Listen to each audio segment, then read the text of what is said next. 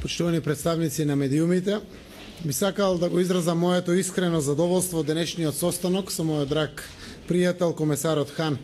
Имавме многу конструктивна и отворена размена на мислења во однос на перспективите на Република Македонија во Европската Унија.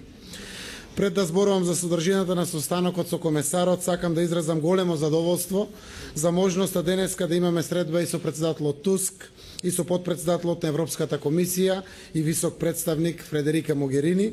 Ке имаме секако подоцна и средба со генералниот секретар на НАТО Столтенберг. Се согласивме дека Македонија, како и останатиот дел од државите од Западен Балкан, се партнери на Европската Унија и дека сега ни треба поддршка повеќе од кога било, во смисла на сигнали и придвижување во однос на интеграциите во Европската Унија. Им благодарам за охрабрувачките пораки кои што денеска ги примивме токму од нив. Ова е мојата прва официјална посета откако бев избран за премиер на владата на Република Македонија. Тоа покажува нашата јасна ориентација и посветеност на мојата влада за да го зајакнеме процесот на интеграциите во Европската Унија. За нас членството во Европската Унија нема алтернатива.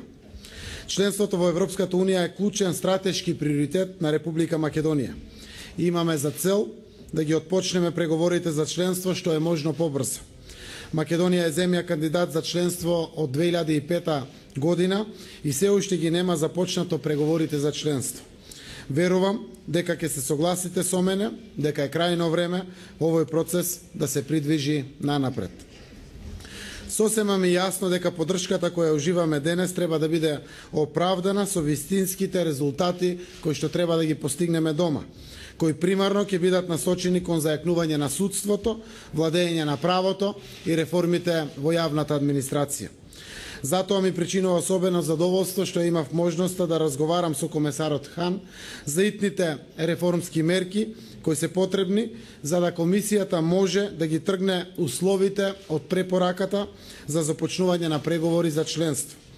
Ќе ги продолжиме нашите дискусии и блиски консултации токму во таа насока.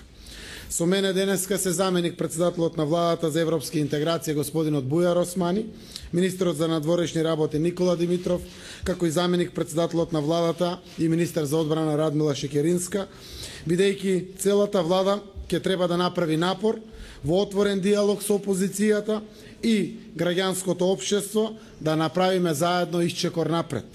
Мојот план е да подадеме рака и да обезбедиме широк инклузивен процес во општеството и поддршка за реформите.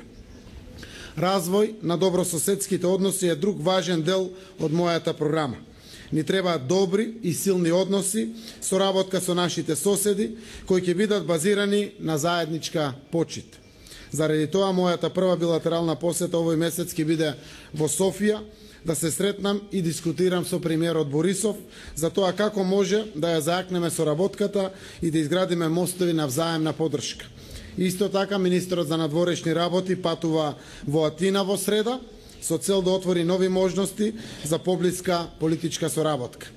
За време на средбата со комесарот Хан разговаравме за транспортната заедница и договорот кој што ќе биде потпишан на самитот во Трст.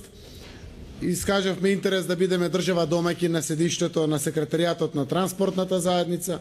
Исто така даваме целосна поддршка на иницијативата за регионалната економска интеграција која на берлинскиот процес ќе му даде дополнителна суштина. На самиот крај би сакал да кажам нешто за заедничките предизвици со кои се соочуваме сите заеднички, а тоа е миграцијата, борбата против тероризмот, радикализмот и насилниот екстремизам, кои се многу важни заеднички предизвици кои подеднакво не загражуваат сите нас. Токму затоа овие предизвици бараат заеднички и глобален пристап и ангажман за нивно решавање.